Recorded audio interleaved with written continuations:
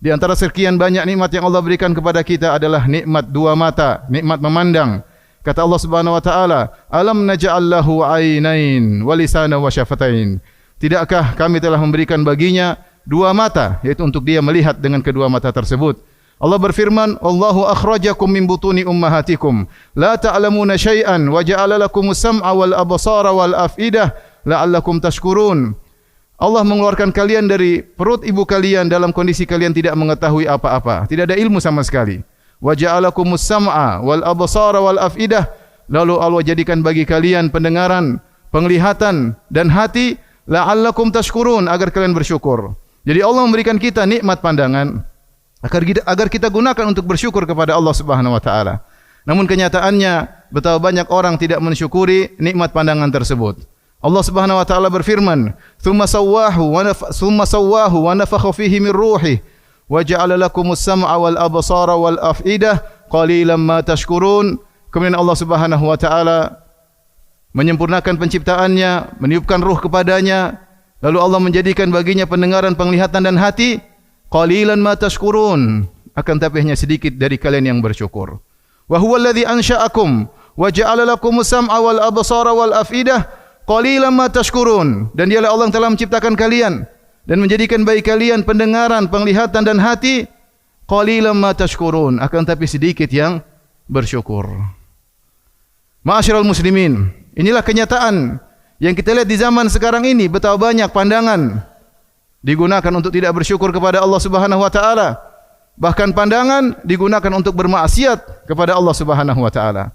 Seorang bisa mensyukuri nikmat pandangan dengan melihat hal-hal yang menambah keimanannya.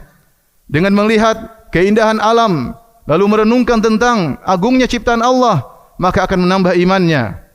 Inna fi khalqis samawati wal ardi wa ikhtilafil laili wan nahari laayatin liulil albab alladzina yadhkuruna Allaha qiyaman wa qu'udan wa 'ala junubihim wa yatafakkaruna fi khalqis samawati wal ard rabbana ma khalaqta hadza batila subhanaka faqina adzaban nar.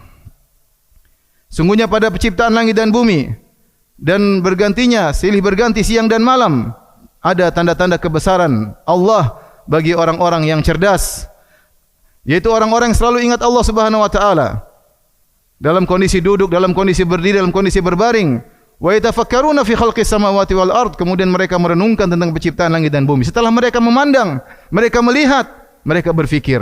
Mereka berkata, "Rabbana ma khalaqta hadza batilan." Ya Rabb, kami tidak mungkin Kau menciptakan ini sia-sia tanpa ada tujuan.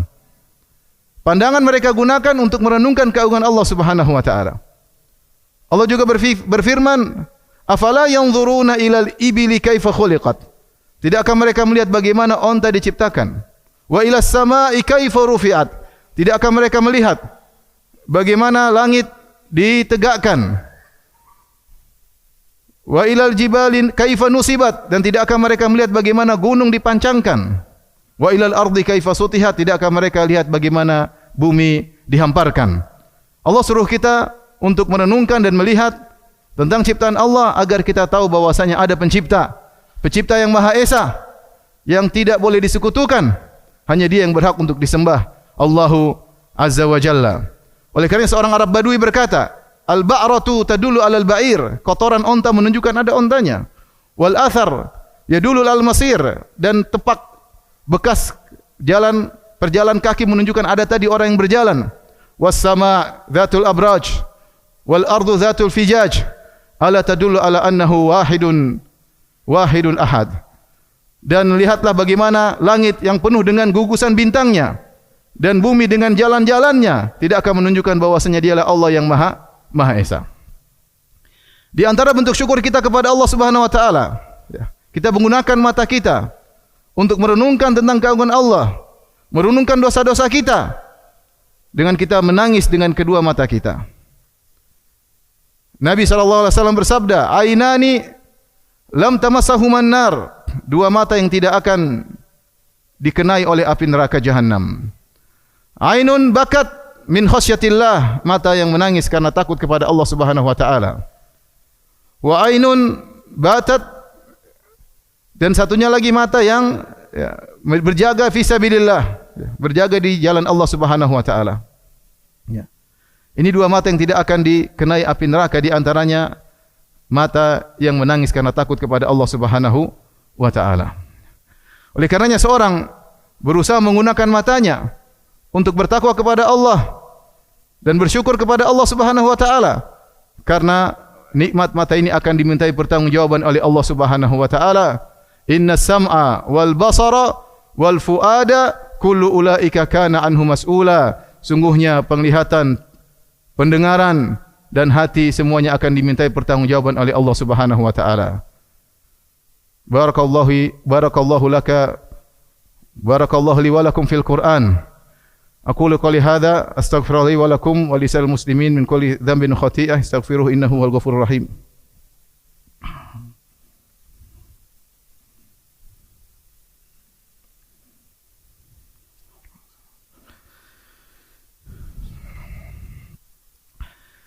Alhamdulillahi ala ihsani wa syukru lahu ala taufiqihi wa amtinani wa asyhadu an la ilaha illallah wahdahu la syarika lahu ta'ziman li sya'ni wa asyhadu anna Muhammadan abduhu wa rasuluhu da'ali ridwani. Allahumma salli alaihi wa ala alihi wa ashabihi wa ikhwani. Ma'asyiral muslimin rahimakumullah. Sungguhnya di antara bentuk tidak bersyukur kepada Allah adalah menggunakan mata ini untuk bermaksiat kepada Allah Subhanahu wa taala, memandang hal-hal yang diharamkan oleh Allah Subhanahu wa taala, memandang aurat wanita yang terbuka yang tidak halal bagi kita. Allah Subhanahu wa taala telah melarang kita untuk berbuat itu semua. Allah Subhanahu wa taala berfirman, "Qulil mu'minina yaghuddu min absarihim wa yahfadhu furujahum dzalika azka lahum innallaha khabirum bima yasnaun." Katakanlah kepada lelaki mukmin untuk menundukkan sebagian pandangan mereka dan menjaga kemaluan mereka. Itu lebih suci bagi mereka. Sungguhnya Allah Maha mengetahui apa yang mereka lakukan. Wa qulil mu'minati yaghuddna min absarihinna wa yahfadhna furujahun. Dan katakanlah kepada para wanita untuk menundukkan pandangan mereka dan menjaga kemaluan mereka. Jarir bin Abdullah pernah bertanya kepada Nabi sallallahu alaihi wasallam anin nadhar al-fujaah atau nadhar al-faja'ah, tentang pandangan yang tiba-tiba. Maka Rasulullah SAW berkata, "Isrif basarak," palingkan wajahmu, jangan teruskan melihat yang haram. Nabi pernah berkata kepada Ali bin Abi Thalib radhiyallahu anhu, "Ya Ali, la tutbi'un nadhrah, fa inna lakal ula wa laysat laka thaniyah." Wahai Ali bin Abi Thalib, jangan kau ikutkan pandangan dengan pandangan berikutnya. Kalau kau tidak sengaja melihat yang haram, jangan teruskan. Sungguhnya bagimu pandangan pertama, yaitu tidak jadi masalah, tidak dosa bagimu, dan bukan bagimu pandangan kedua. Pandangan kedua adalah hukumnya haram. Allah Subhanahu wa taala berfirman, "Ya'lamu kha'inatal a'yun wa ma tukhfis sudur." Allah mengetahui tentang pengkhianatan lirikan mata, dan Allah mengetahui apa yang disembunyikan oleh dada-dada. Ibnu Abbas radhiyallahu anhu ketika menafsirkan ayat ini, beliau berkata, seorang duduk di suatu majelis suatu kaum, kemudian tiba-tiba ada seorang wanita yang cantik yang lewat, maka dia pun mencuri pandangan. Dia melihat, ketika mereka melihatnya dia pura-pura tundukkan pandangan. Kalau mereka lalai dia lihat lagi wanita tersebut yang tidak halal untuk dia lihat. Ketahuilah, ya'lamu kha'inatal a'yun, Allah mengetahui pengkhianatan lirikan pandangan. Oleh karenanya seorang jangan mengumbar pandangannya, sampai Nabi sallallahu alaihi wasallam mengingatkan, hati-hati duduk-duduk di pinggir jalan. Ya. Iyyakum wal julusa fit turuqat, kata Nabi sallallahu alaihi wasallam, waspada duduk di pinggir jalan. Fa in abaitum ilal majalis, tapi kalau kalian memang harus duduk di pinggir jalan, ada keperluan, mau jualan, mau apa, fa'atu tariqa haqqaha, maka tunaikanlah hak jalan. Apa itu hak jalan? Hak jalan kata Nabi sallallahu alaihi wasallam, ghaddul basar, tundukkan pandangan. Wa kaful adza, jangan mengganggu orang lain. Ya. Dan seterusnya. Di antara hak jalan adalah ghaddul basar, tundukkan pandangan. Ya. Ikhwani, lihatlah bagaimana kondisi kita atau sebagian kita di zaman sekarang ini yang menghabiskan waktunya bermenit-menit, berjam-jam, setiap hari rutin untuk melihat hal-hal yang haram, menonton, melihat aurat wanita yang terbuka, bahkan lebih daripada itu melihat hal-hal yang video-video yang diharamkan oleh syariat. Berjam-jam dia habiskan, yang semua itu adalah cicilan deposit maksiat baginya. Nanti dia akan dikagetkan pada hari kiamat ketika dia melihat catatan amalnya penuh dengan tontonan-tontonan yang haram. Dia cicil sejak muda, sampai dia tua dia tidak terlepas dari perbuatan tersebut. Kenapa? Panah iblis telah masuk ke dalam dadanya. Panah iblis telah masuk ke dalam dadanya, sulit untuk dia cabut dari dadanya, dia sudah ketagihan. Orang seperti ini ibadahnya sulit untuk khusyuk. Allah cabut kelezatan dari dirinya, dia tidak memandang istrinya dengan lezat lagi. Terlalu banyak hayalan dalam benaknya. Racun, kotoran maksiat sudah masuk dalam dadanya. Tapi jika dia kemudian menundukkan pandangannya, maka dia akan mendapatkan kenikmatan. Kata Nabi SAW, "Man taraka syai'an lillah, awadahu Allahu khairan min." Siapa yang meninggalkan sesuatu karena Allah, Allah akan ganti yang lebih baik. Anda tundukkan pandangan Anda. Meskipun yang Anda pandang adalah suatu kelezatan, tundukkan. Allah akan gantikan dengan cahaya dalam hati Anda.